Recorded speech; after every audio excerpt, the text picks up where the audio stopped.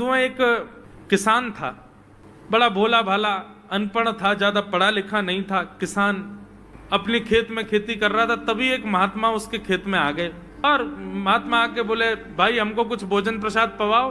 किसान बोला, अरे महात्मा आए भैया, इनको प्रणाम करो। किसान ने उनको प्रणाम किया, प्रणाम करके महाराज उनको भोजन प्रसाद पवाया। कहा, महात्मा जी आप आए हैं, मुझे कोई गुरु मंत्र दे जाओ। महात्मा जी ने सुंदर गुरु मंत्र दिया, द्वादशाक्षर मंत्र दिया। बोले ये तो बहुत कठिन है, इतना कठिन नहीं, सरल सा दो। अष्टाक्षर मंत्र दे दिया। बोले ये भी कठिन है, कोई और सरल दे दो। महात्मा बोले कुछ नहीं, तुम इतना कृष्ण चंद्र बोल दिया करो बस। कृष्ण चंद्र बोले, हाँ इसी का नाम, जब यही तुम्हारा गुरु मंत्र है।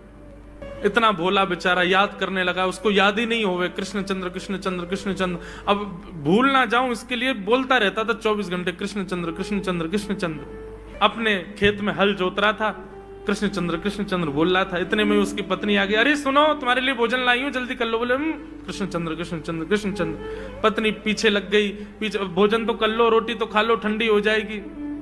बोले अरे तू पीछे मत पड़, मैं भूल जाऊंगा, गुरुजी ने मंत्र दिया मुझको। पत्नी बोली, अच्छा एक काम करो, आप भोजन कर आओ, तब तक आपके नाम को मैं रट लेती हूँ, मैं उसको संभाल लूंगी, पर जैसे ही आप आओगे फिर आपको सुना दूंगी, आप कर लेना। वो ठीक है। बोले क्या बोलना है? बोले कृष्ण चंद्र। पत्नी बोली ठीक है। अब कृष्ण चंद्र बोलने लगी पत्नी, कभी कहीं जाए कभी कहीं जाए, कुछ करे। वो कृष्ण चंद्र बोलते बोलते घसीटे चंद्र हो गया। लौट करके अपने पति के पास, पति बोल, हाँ वो मैं भोजन कर लिया, जल्दी गुरु मंत्र सुना दे मुझको, क्या था मैं तो भूल गया। बोले घसीटे चंद्र। वो उसी से ही हल जोतने लगा, घसीटे चंद्र घसीटे चंद्र घसीटे चंद्र। आकाश में वैकुंठ में बैठे हुए वैकुंठनाथ भगवान प्रसन्न हो गए और प्रसन्न होकर के बोले, लक्ष्मी जी हम जा रहे हैं। बोले कहाँ? बोले एक किसान का उद्धार करने जा रहे हैं, उसको वैकुंठ लेके आएंगे। लक्ष्मी जी बोली, आपका अशुद्ध नाम बोल रहा है वो, आपका अशुद्ध नाम उच्चारित कर रहा है वो, और आप कह रहे हो कि इसका कल्याण करूंगा मैं। ठाकुर जी बोले, देखो नाम भाव कुभाव अनख आलसहु, नाम जपत मंगल दिश। नाम कैसे भी जपे कोई दोष नहीं है, बस भाव मेरे प्रति होना चाहिए। वो नाम भले ही गलत जप रहा है, लेकिन उसके हृदय में तो मैं ही हूं ना। और एक बात बताऊं लक्ष्मी जी आपको। बोले क्या? बोले ये घसीटे चंद्र अशुद्ध नहीं है, मेरा नाम है ये भी। बोले क्यों?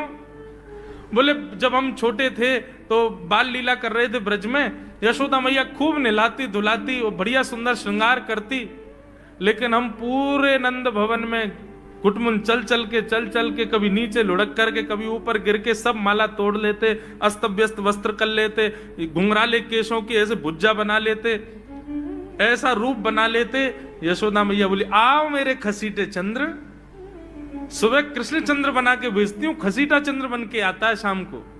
तो बोले तब यशोदा मैया ने हमारा नाम रखो घसीटे चंद्र, तो इसलिए शुद्ध नाम है। तो ठाकुर जी के बहुत सारे नाम हो गए, कनुआ, गोपाल, गोविंद, माधव, कन्हैया। यशोदा जी का प्रिय नाम है कन्हैया। मैया लाल जी को इसी नाम से पुकारती है। ठाकुर जी अब धीरे धीरे 3.5 वर्ष के हो गए, और जैसे ही 3.5 वर्ष के भय महाराज, मानो जैसे उनके शरीर में स्प्रिंग एक्टिवेट हो गई हो। इतना ऊधम मचाते हैं, इतना ऊधम मचाते हैं, पूरी गोकुल की नाक में दम कर रखा ठाकुर जी ने। यशोदा मैया ने लाल जी को नूपुर पहना रखे। सवेरे जैसे ही ठाकुर जी उठते हैं, नूपुरों की आवाज आती है तो यशोदा मैया तुरंत रसोई घर से दौड़ के जाती है लाला के पास। लेकिन ठाकुर जी इतने चतुर हैं, यमुना तट पर जाते हैं और नूपुरों में बालू भर लाते हैं कि कल नूपुर आवाज नहीं करेंगे, सुबह उठ के हम घर से भाग जाएंगे कहीं और, मैया को पता ही ना चलेगी। ऐसा उधम मचा में अब ठाकुर जी वो लीला कर रहे हैं जिस लीला पर देवताओं को भी विश्वास नहीं हो रहा है। ऐसी लीला ठाकुर जी कर रहे हैं कि किसी को भरोसा ही नहीं हो रहा कि जगत नियंता जगदाधार ये कर सकता है। और ठाकुर जी क्या करते हैं? बोले ये मत पूछो क्या करते हैं, यूं कह रहे हैं क्या नहीं करते। जो माता पिता अपने बालकों को बहुत ऊधमी समझते हैं, बहुत बड़ी कृपा है ठाकुर जी की कि आपके घर ठाकुर जी जैसे उद्यमी बालक नहीं है। ऊधमों के सिरमौर हैं ठाकुर जी। कैसा उधम मचाते हैं?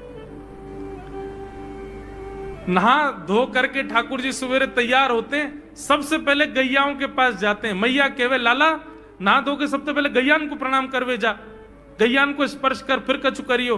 ठाकुर जी गैयाओं को प्रणाम करने जाते हैं। जैसे ही देखते हैं कि कोई गैया बैठी है, सो ठाकुर जी कहें अरे अरे मैया या गैया को आलस आ गयो, या को आलस दूर कर दूं।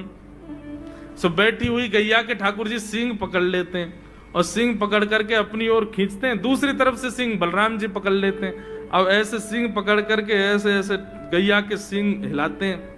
अब बैठी रहती गैया थोड़ी देर तो कोई बात नहीं, जैसे जोर जोर से हिलाना प्रारंभ करते हैं सोई गैया खड़ी हो जाती है। और जैसे गैया खड़ी होती ठाकुर जी लटक जाते हैं सींगों से। अब ठाकुर जी को तो बढ़िया झूला बन गया, गैया की सींगन पर झूल रहे हैं। थोड़ी देर तो गैया इधर से उधर ठाकुर जी को झुलाती रहती है, लेकिन थोड़ी देर बाद जैसे ही ठाकुर जी की पकड़ कमजोर होती है, गैया को पता चल जाए कि अब लाला गिरवे वार होए। सो गैया भी इतनी चतुर कि वो गोबर में ही जाके खड़ी हो गए। ठाकुर जी के ने आगे को चल, मैं गोबर में है जाऊंगो। गैया के ना अब तो मैं यहीं खड़ी रहूंगी, तुम गोबर में ही गिरो। और सो ही ठाकुर जी को हाथ छूट जा, मैया मैया बचाइयो, देख जे गैया मुंह को गोबर में फेंक रही है। अब मैया जब तक बचावे आवे तब तक तो लाल जी के हाथ छूट जाएं और ठाकुर जी गले गले तक गोबर के ढेर में जाके गिर जाएं। तो यशोदा मैया निकाले, कितनों सजाए लो, कितनों ए लाला तू वैसे ही कारो, ऊपर ते मैं तो को बढ़िया सुंदर बना के रखूं, लेकिन तू घूम फिर गया गोबर में ही आके चौं खेले। मोकू तो लगे तू पूर्व जन्म को सूकर दीख है। ठाकुर जी मन मन मुस्कुरा रहे, हाँ मैया जे बरा भगवान को अवतार भयो ना, जाने पृथ्वी की रक्षा करी हिरण्याक्ष थे। मैया बोली हाँ वो मैं ही तो हतो, मैं जय जय हूं मैया, वो बरा भगवान ही जय जय, वही जय जय तेरे यहाँ लाला बन के आयो है। यशोदा मैया के बातन ने मत बनाए कर, नेक नेक बड़ो है क्यों बोलवो सीखो, ऐसी बात बनावे, जय जय बोले अपने आप पे, नावे धोवे है ना है, मोह पहुंचे ना है, मैं जय जय हूं। ऐसी मधुर लीला ठाकुर जी कर रहे हैं। आकाश में 33 कोटि देवता ये लीला देख करके अपने नेत्रों पर विश्वास नहीं कर रहे। ऐसे मधुर ठाकुर जी। एक दिन नंद भवन में गैया ब्याह गई। जैसे ही गैया ब्याई, ठाकुर जी जैसे ही गैया ब्याती है तो ठाकुर जी वहीं खड़े हो जाते हैं। और बंधुओं शास्त्रों में आज्ञा है कि गाय जब ब्याह रही हो, बछड़े को जन्म दे रही हो या बछिया को जन्म दे रही हो, उस समय गैया जो होती है वो दो मुखी हो जाती है। एक मुख तो सामने है, और जब जन्म देती है तो बछड़ा या बछिया उसका मुख जब बाहर आता है तो दो मुखी हो जाती है। ऐसी दो मुखी गैया की जब आप परिक्रमा करते हो तो पूरे ब्रह्मांड की परिक्रमा का फल प्राप्त होता है। तो ठाकुर जी का नियम है, नंद बाबा की उंगली पकड़ के खड़े रहे, जैसे ही गैया ब्यावे वारी हो तो वाकू सहलाते रहे, जैसे ही गैया ब्यावे वारी हो, जैसे ही बछड़ा बाहर आवे सोई ठाकुर जी वाकी परिक्रमा कर ले, परिक्रमा करके दंडवत प्रणाम करें, वाकू वाकी चरण रज को माथे से लगा में, और बछड़ा जन्म ले सो वाकू नवा में दुआ में, वाकू अपने गरे से लगा में। एक दिन ठाकुर जी जोर जोर से रोने लगे। बछड़ा जैसे ही जन्म लियो बछड़ा ने, ठाकुर जी रोने लगे। नंद बाबा शांत करा में नहीं माने, बलराम जी ने शांत करायो नहीं माने। यशोदा मैया बोले लाला का भयो, तू रो क्यों रोए? बोले मैया मेरे संग बहुत बुरा भयो। यशोदा मैया बोली कहा भयो?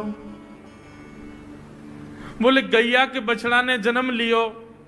मैया बोली तो वाह बछड़ा को मैंने मुंह खोल कर देखो, वाह के सबरे दांत ने करे आए। मेरे जन्म को 3 साल है गए, अभी तक 4 ही दांत न करे मैया, वो टूट जाए, रो रहे हैं अपने दांतन को, मेरे दांत चौना न कर रहे सबरे।